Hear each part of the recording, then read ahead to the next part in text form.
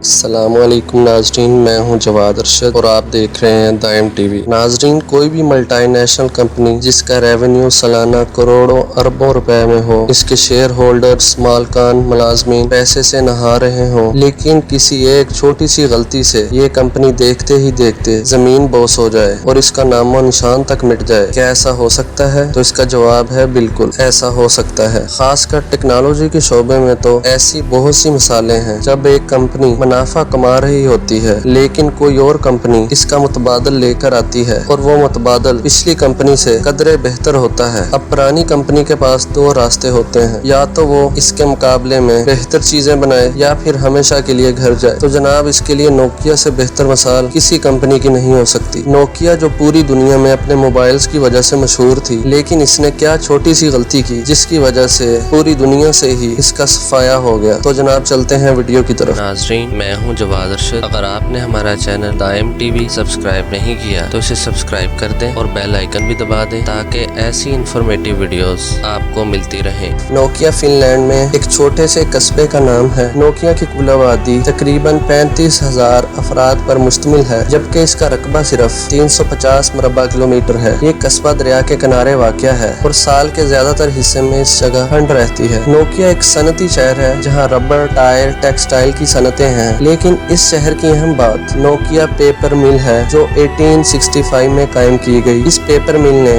اپنے قیام کے لگ بھگ 140 سال بعد اس قصبے کو پوری دنیا میں مشہور کر دیا۔ یہ پیپر مل وقت کے ساتھ ساتھ نوکیا موبائل کمپنی میں تبدیل ہو گئی۔ 1995 میں نوکیا کا ریونیو $8 ملین تھا، جو 2007 میں بڑھ کر $75 ملین تک پہنچ گیا۔ اس وقت نوکیا کی بڑی حریف کمپنی موٹرولا تھی۔ 1992 میں موبائلز کی لانچنگ کے بعد موبائلز کی سب سے زیادہ فروخت کا ریکارڈ موٹرولا کے پاس تھا۔ یہ سلسلہ 1998 تک چلا اور پھر سال کے سب سے زیادہ بکنے والے موبائل کا ریکارڈ نوکیا کے سیل 6210 کے حصے میں آیا۔ 1999 میں بھی سال کے سب سے مقبول موبائل کا اعزاز نوکیا کے پاس تھا۔ سن 2000 میں نوکیا نے 3310 کے نام سے اپنا نیا موبائل لانچ کیا، جس نے موبائل فون کی تاریخ کو ہی بدل کر رکھ دیا۔ اس زمانے میں نوکیا آئے روز نئی بلندیوں کو چھو رہی تھی۔ نوکیا کمپنی کے ساتھ اس قصبے اور ملک کے ریونیو میں بھی اضافہ ہوا اور اس کے لوگوں کی زندگی میں بھی خوشحالی آئی۔ نئی صدی نوکیا اور فن لینڈ کے لیے خوشخبریاں ہی لا رہی تھی۔ نئی صدی کی پہلی دہائی کے نصف میں نوکیا نے ایک نیا موبائل نوکیا 1100 کے نام سے پیش کیا۔ اس سیٹ نے مارکیٹ کے تمام ریکارڈ توڑ ڈالے۔ اس موبائل کے تقریباً 250 ملین سیٹ فروخت ہوئے۔ نوکیا اس وقت اپنے عروج پر تھا اور وہ موبائل انڈسٹری میں چھایا ہوا تھا۔ نوکیا نے آئندہ آنے والے برسوں میں مارکیٹ میں اپنی گرفت مزید مضبوط کی۔ 2005 میں نوکیا نے دنیا بھر کی 32% مارکیٹ پر قبضہ کر لیا۔ 2006 میں یہ بڑھ کر 34%، 2007 میں 37%، جبکہ 2008 میں یہ تاریخ کی بلند ترین سطح یعنی کہ 38% تک پہنچ گیا۔ 2007 تک موبائل صنعت کا بڑا حصہ نوکیا کے ہاتھ میں تھا۔ دنیا بھر میں نوکیا کا چرچا تھا۔ لوگ نوکیا کے موبائلز کو گارنٹی اور مضبوطی کا معیار مانتے تھے۔ یہ وہ زمانہ تھا جب دنیا کے دوسرے کونے میں بیٹھا ایک شخص کچھ نئے خواب دیکھ رہا تھا۔ اسٹیو جابز نامی اس شخص نے آئی فون کے نام سے نیا موبائل پیش کیا، جس کے 2007 میں 32 لاکھ سیٹ فروخت ہوئے۔ نوکیا کے لیے یہ کوئی بڑی بات نہیں تھی۔ اس کے اگلے سال ہی 2008 میں گوگل نے پوری دنیا میں اپنا ایک آپریٹنگ سسٹم جو کہ اوپن سورس تھا اور اسے کوئی بھی کمپنی استعمال کر سکتی تھی متعارف کروایا۔ مختلف کمپنیوں نے اسے خریدا، جس میں سیمسنگ سب سے آگے تھی۔ اب مارکیٹ 3 حصوں میں بٹ گئی تھی، لیکن بدقسمتی سے نوکیا نے آنے والی ٹیکنالوجیز پر غور نہیں کیا۔ دوسری کمپنیز جب اینڈرائیڈ کی طرف شفٹ ہو رہی تھی، نوکیا کمپنی اپنا آپریٹنگ سسٹم جس کا نام سیمبین تھا اسے ہی مزید بہتر بنانے پر لگے رہے، جس کی وجہ سے آئندہ سال مارکیٹ میں ان کا شیئر کم ہوتا گیا اور سیمسنگ کے شیئر میں اضافہ ہوتا چلا گیا۔ تاہم یہ اضافہ اتنا بڑا نہیں تھا کہ نوکیا کو خواب غفلت سے جگا سکتا۔ آئندہ برسوں میں ایپل مزید ابھرا، جبکہ سیمسنگ بھی اپنی مارکیٹ ہلاتا رہا۔ یوں نوکیا والوں کا شیئر مزید نیچے گر گیا۔ اگرچہ مزید 2 برس کے دوران نوکیا ان سے اوپر ہی رہا، لیکن مارکیٹ پر ان کے قبضے کا مارجن بتدریج کم ہوتے چلا گیا۔ بالآخر 2012 میں نوکیا کی 12 سالہ بادشاہت زمین بوس ہو گئی اور سیمسنگ نے مارکیٹ کا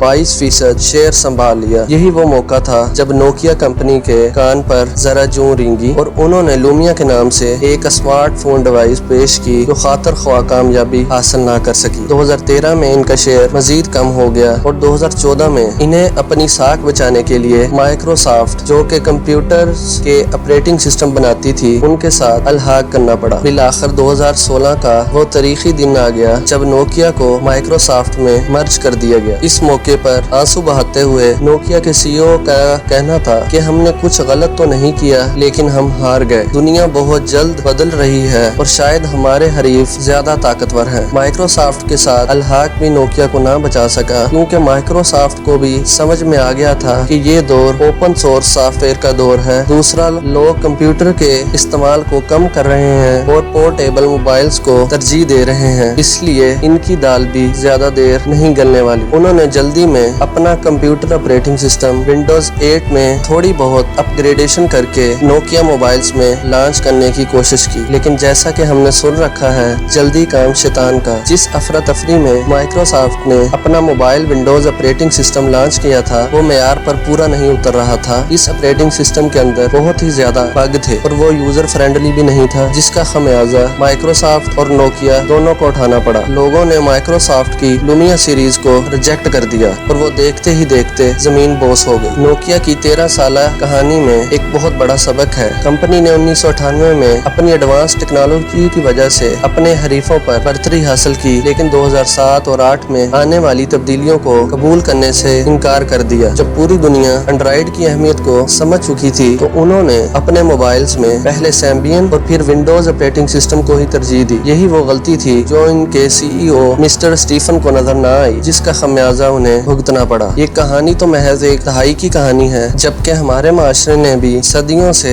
حالات کے ساتھ نہ بدلنے کی ضد پکڑی ہوئی ہے۔ ہم اپنے فرسودہ طور طریقوں کے ہی گن گاتے رہتے ہیں۔ جیسے میں یہاں نوکیا کی مثال دوں تو گلی کی نکر پر ایزی لوڈ کرنے والے سے آج بھی جا کر کہیں کہ بھائی یہ 3310 اور 1100 موبائل تبدیل کر لو تو ابھی بھی وہ ان موبائلز کے ایسے گن گائے گا کہ اسٹیو جابز کا ایپل بھی شرمندگی محسوس کرے گا۔ نوکیا کو 2016 میں HMD نامی کمپنی کی طرف سے خرید لیا گیا ہے۔ اب نوکیا کو دور جدید کی ضرورتوں کے مطابق ڈھالنے کی پوری کوشش کی جا رہی ہے۔ دیر آئے درست آئے، اب نوکیا اپنے نئے موبائلز اینڈرائیڈ آپریٹنگ سسٹم کے ساتھ پیش کر رہا ہے، لیکن ان چند سالوں میں جب نوکیا موبائل انڈسٹری سے دور رہا ہے، اس دوران اس کی مد مقابل کمپنیاں بہت زیادہ طاقتور ہو گئی ہیں۔ اب دیکھنا یہ ہے کہ نوکیا اپنے ان حریف کا مقابلہ کر پاتی ہے یا نہیں۔ ناظرین، ویڈیو پسند آئی ہو تو چینل کو سبسکرائب کریں تاکہ ایسی انفارمیٹو ویڈیوز آپ تک پہنچتی رہیں۔ اپنا ڈھیر و خیال رکھیں۔ اللہ حافظ۔